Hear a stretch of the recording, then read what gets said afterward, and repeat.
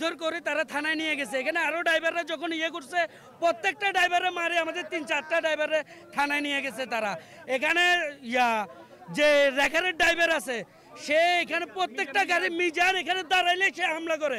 Surgeon আসে না, সার্জেনে পাঠায় গাড়ি মিজানে 80 টাকা নেয়। এখানে ড্রাইভারদের উপরে খুব অত্যাচার হয়। আপনার ডকুমেন্ট কমপ্লিট, লাইসেন্স কমপ্লিট, সব কমপ্লিট হওয়ার পরও গাড়িতে একটা দাগ থাকলে বলে দাগের জন্য মামলা হবে।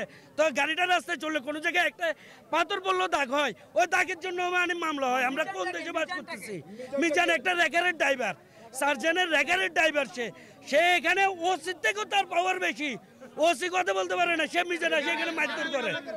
মিজান আমাদের দাবি, আমাদের ড্রাইভারদেরকে ছাড়তে হবে, মিজান এখানে আসতে হবে, আসে সবার কাছে ক্ষমা চাইতে হবে, তারপর আমরা রাস্তা ছেড়ে দিব। সব শুনতেছি যে এখানে বলে ড্রাইভারকে মারছে, মারার পরে জ্যাম লেগেছে আর কি। এখন আসতেছে হেঁটে হেঁটে প্রায় 2 কিলোমিটার পর্যন্ত জনগণের ভোগান্তি হচ্ছে। এখানে সাধারণ মানুষের ভুল ভ্রান্তির কারণে আজকে দেশের অনেক অবস্থা খুবই খারাপ। কারণ এগুলা সঠিকভাবে নির্ণয় করতে না পারলে, এটা সঠিকভাবে যাচাই করতে না পারলে এটা হয় না। কেন তাছাড়া আমরা প্রতিনিয়ত ড্রাইভার যারা আছি, আমরা প্রতিনিয়ত মানুষের কাছে হয়রানি হচ্ছে, যেমন পথচারী প্রশাসনিকভাবে, হ্যাঁ, মানে আমাদের মানে শান্তি নেই। শ্রমিক ভাইদের ড্রাইভারের উপরে পুলিশের অত্যাচার এবং মারা হয়েছে। টাকার বিনিময়ে টাকা যখন চাইছে তখন টাকা দেওয়া হয় নাই, তর্ক বিতর্ক চলতেছে। এমন অবস্থায় আমার শ্রমিকের উপরে, ড্রাইভারের উপরে হামলা হয়েছে, উনি মারছে, এমনকি বুট দিয়ে লাথি দেওয়া হয়েছে, লাথি দিয়ে কলার চেপে ধরে থানায় নিয়ে যাওয়া হয়েছে। ওনাকে এখনো ছাড়া হয় নাই, তাই আমরা রোড ব্লকেট করা হয়েছে। যে পর্যন্ত আমার ড্রাইভারকে ছেড়ে না দেওয়া হয়, এখানে না আনা হয় এবং ক্ষমা চাওয়া না হয় প্রশাসনের পক্ষ থেকে, ওই পর্যন্ত রোড ব্লকেট থাকবে। সরকার দিচ্ছে লাইট লাইসেন্স, কিন্তু সেটা আমার শ্রমিক হেভি লাইসেন্স পাবে কোথায়? কিন্তু হেভি লাইসেন্স না থাকলে তখন মামলা দেওয়া হয়। আমাদের সংগঠনের নাম চট্টগ্রাম জেলা ট্রাক গভর্নমেন্ট শ্রমিক ইউনিয়ন।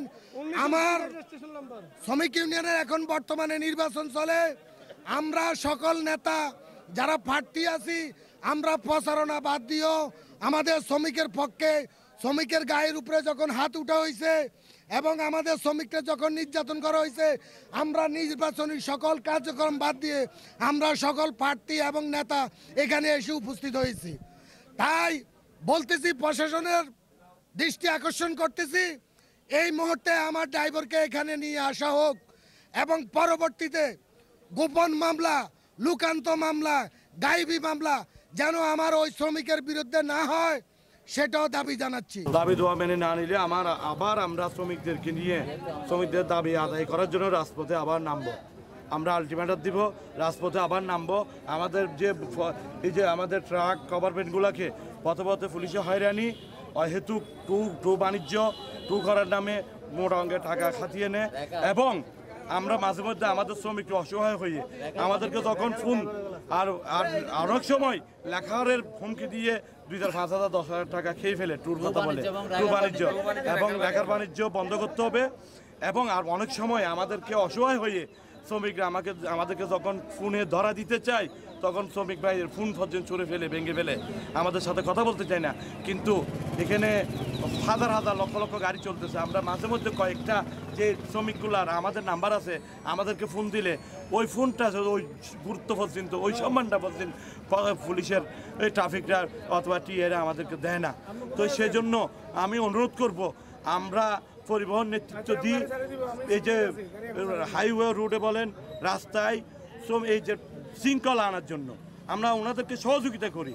কিন্তু ওনাদেরকে সহযোগিতা করতে গিয়ে ওনারা মাঝে মাঝে প্রায় সময় অন্যায় করে। ওনারা সরকারি বেতন পায়, তারপরেও কেন আমাদের গাড়িগুলা ধরে এই যে লাইসেন্সের কথা বলে, বিভিন্ন ডকুমেন্টের কথা বলে এবং মামলার কথা বলে, তারপরে এই ধরনের কথা বলে হয়রানি করে, মোটা অঙ্কে টাকা খাটিয়ে নেয় এবং অশ্লীল ভাষায় গালাগালি করে এবং মারধর করে।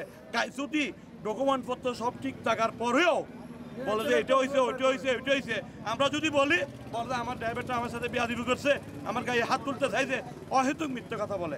আমি বলতে চাচ্ছি, এখানে বর্তমান অন্তর্বর্তী সরকার, আমরা এই যে 5 আগস্ট ফেরাউন সরকার পতন হয়ে এই দেশটা স্বাধীন হয়েছে। আমরা চাই না আবার পুলিশের মাধ্যমে এই দেশটা আবার পরাধীন হোক, আবার নতুনভাবে এই যে আমাদের উপর নির্যাতন অত্যাচার, সাধারণ জনগণের উপর নির্যাতন অত্যাচার হোক। আগে মনে করো ফেরাউন ছিল বুট ছাড়া, তখন পুলিশ দিয়ে ওনারা ক্ষমতা গিয়েছিল, ক্ষমতা ধরে রাখছিল, তখন পুলিশের যা ইচ্ছে তা করছিল, কোনো বাধা ছিল না। এখন তো ভাই, এখন তো আর ফেরাউন সরকার নাই, এখন জনগণের সরকার। এখন জনগণে এই 24 সালে 5 আগস্ট যুদ্ধের মাধ্যমে হাজার হাজার ছাত্র জনতার মৃত্যুর মাধ্যমে এই আবার দেশটা স্বাধীন হয়েছে। এই স্বাধীন হওয়ার পরে আমরা সবাই, আমরা কেউ বৈষম্য সৃষ্টি না করে, কেউ বৈষম্য শিকার না হয়ে আবার আমরা স্বাধীনভাবে চলতে চাই।